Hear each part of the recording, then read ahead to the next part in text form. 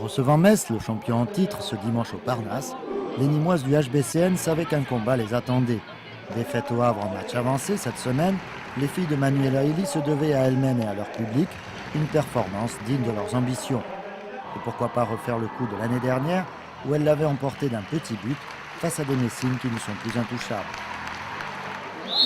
Les Gardoises entament bien leur match jusqu'à -5-3 à la 6e minute, avant de se faire rapidement rejoindre puis dépasser. Le début de match voit les attaques flamber, mais ce sera de courte durée. Petit à petit, les défenses se resserrent et prennent le dessus. La mi-temps est sifflée sur un score de quasi-parité, avantage 12-11 pour les visiteuses. Dans la tribune, un invité de choix, le président de la région Languedoc-Roussillon apprécie, mais doute encore des chances de succès des Nîmoises. C'est la première fois que je vois le handball féminin à Nîmes. L'an dernier, ils ont eu la Coupe d'Europe. Donc la région va les aider plus. C'est pour ça que je suis venu.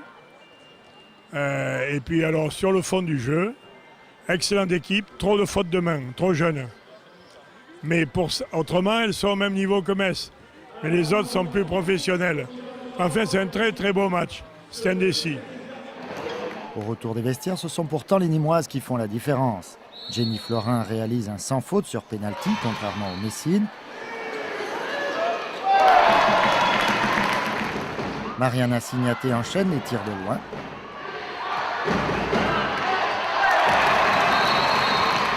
Les Lorraines se mettent à déjouer, butant sur une défense aussi solide qu'organisée. Linda Hansen finit de calmer les ardeurs de ses adversaires.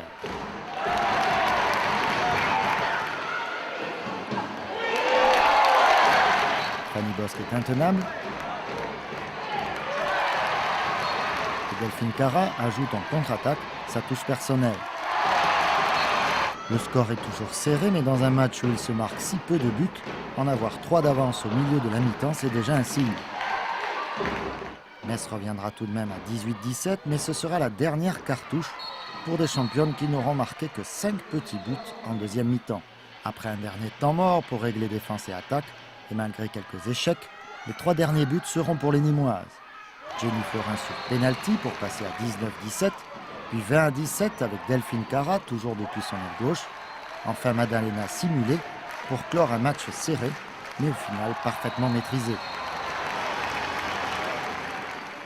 Le président peut apprécier, pour une première, c'est réussi. Il faudra penser à revenir. Emmanuela Elie peut enfin laisser éclater sa joie, une joie partagée par toute son équipe.